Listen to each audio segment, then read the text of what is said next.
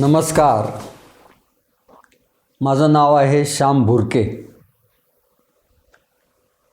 Bank of महाराष्ट्रमध्ये मी 38 वर्ष नोकरी केली.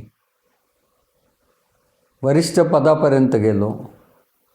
पण ह्या सर्व काळात मराठीबद्दलचं माझं प्रेम फार प्रकर्षानं जाणवेल असं होतं. मराठी कविता वाचायच्या, मराठी नाटकातनं भूमिका करायच्या, एकांकिका बसवायच्या. आणि गणेशोत्सव आहे तर मला नाही सांगायचं, अरे मराठीतला प्रश्नमंच तरी करा, मराठीतलं एखादं अमुक अमुक आहे मी तुम्हाला निवडून देतो ते सादर करा. आणि एकदा एका गणेशोत्सवात माझ्या मुलीला मी मराठी म्हणी याच्यावरचं म्हटलं तू सादर कर.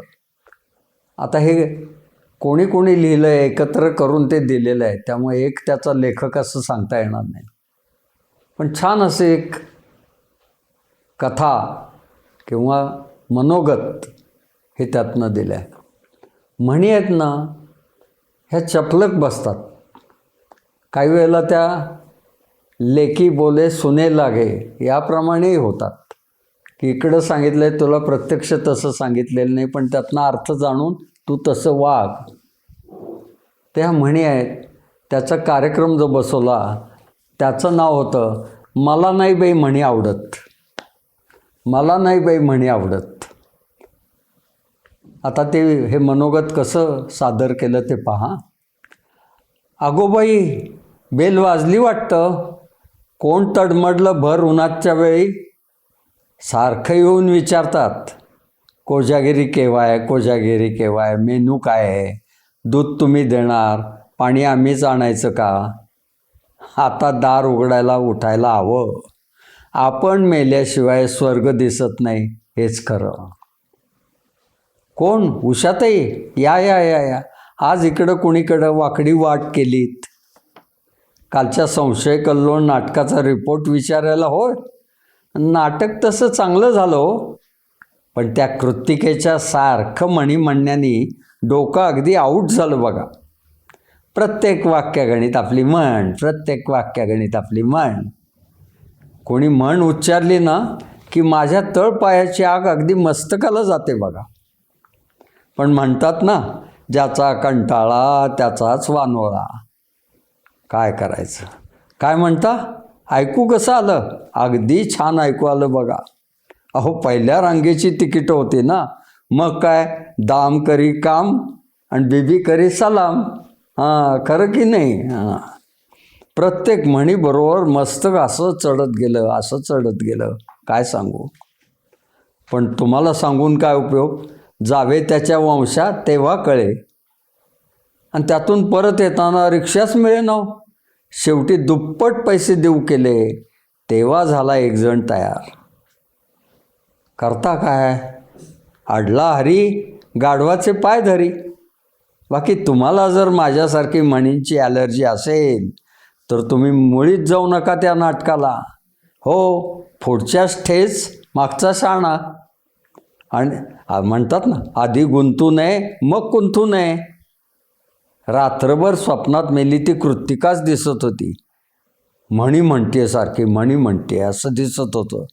मनी वसे ते स्वप्नी दिसे, हेच खरं. हां, डोकं ठणकत होतं तरी सकाळी कसा बसा स्वयंपाक केला तर सगळी म्हणतात कशी, आज स्वयंपाक अगदी बेचव झाला आहे.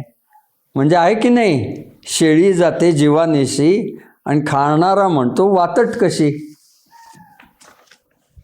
त्या जोशांच्या धारूचं देवांच्या आरुषी लग्न ठरलं म्हणे. इतके दिवस मग जोशीबुवा गावभर स्थळ पाहत का हिंडत होते. काखेत कळसा आणि गावाला वळसा म्हणतात तो असाच.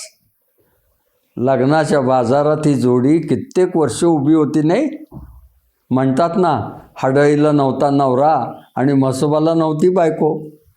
बाकी शेजारीण बाई अगदी पक्क्या. हां, अगदी ताकास तूर लागू दिला नाही. हां, पण कोंबडं झाकलं तरी उजाडायचं थोडंच राहत आहे.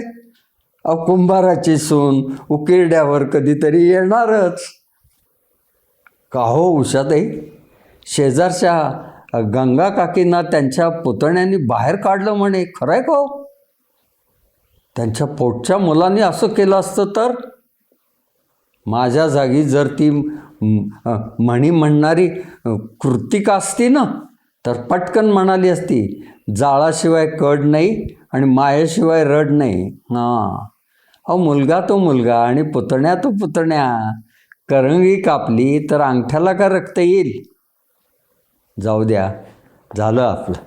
घरचं खाऊन लष्करच्या भाकऱ्या सांगायला कुणी सांगितलं आहे? चला बाळ्या, काय आरडाओरडा चाललाय रे? काय चाललंय? आणखी शेजारची पण कार्टी जमा झालीत वाटतं. घरचं झालं थोडं आणि व्यायानं दाढलं गोडं. यांच्या घरी आया मारे आराम करत असतील आणि आम्हाला हा कहार. कोणाची म्हैस आणि कोणाला उठबैस. अगं आई गं, अजून डोक्यात कसे घाव बसतायत. अरे अरे अरे, म्हणींचा प्रताप बर का हा, म्हणींचा प्रताप. कुठं जातोस भोगा तर तुझ्याच पुढे उभा. माझ्या हातात जर अधिकार असते ना उषाताई, तर पहिल्यांदा म्हणीवर मी बंदीच घातली असती. पण काय उपयोग, आत्याबाईला मिशा असत्या तर काका म्हटलं असतं ना. असाच हा प्रकार आहे. बापरे, हो, बरी आठवण झाली. तुमच्या जाऊबाई बऱ्याच दिवसात फिरकल्या नाही तिकडं. काय? त्यांना पण म्हणींची ॲलर्जी आहे? मग इथं कोण म्हणी म्हणतंय? मी? मेल्यांनो, जिभेला काय हाडबीड आहे का नाही? उचलली जीभ लावली टाळ्याला. मला काय ती म्हणी म्हणणारी कृतिका समजलं का काय? बोलू द्या, बोल द्या. म्हणतात ना, मारणाऱ्याचा हात धरवेल, बोलणाऱ्याचं तोंड कसं धरणार?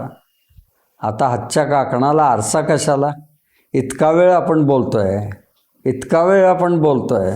चुकून तरी म्हण आली का माझ्या तोंडात? खरं सांगा. हां, थांबा, चहा ठेवते. काय नको म्हणताय? नाहीतर आपलं म्हणायचं, बोलाचीच कडी आणि बोलाचाच भात. येत जा अशाच कधीतरी आदनं मधनं.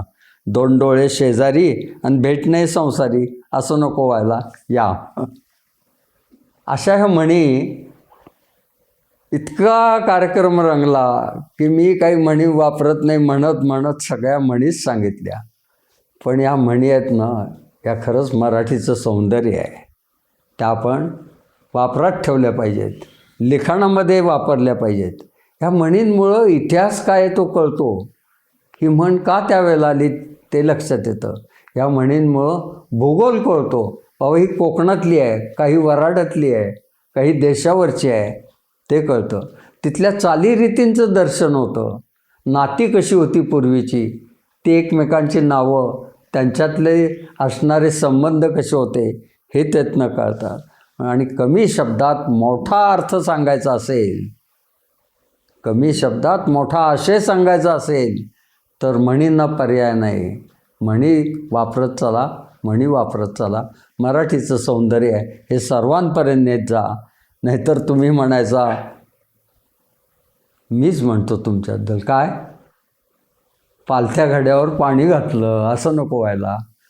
न्या पुढे हे म्हणींचं प्रकरण. आवडलं तर धन्यवाद.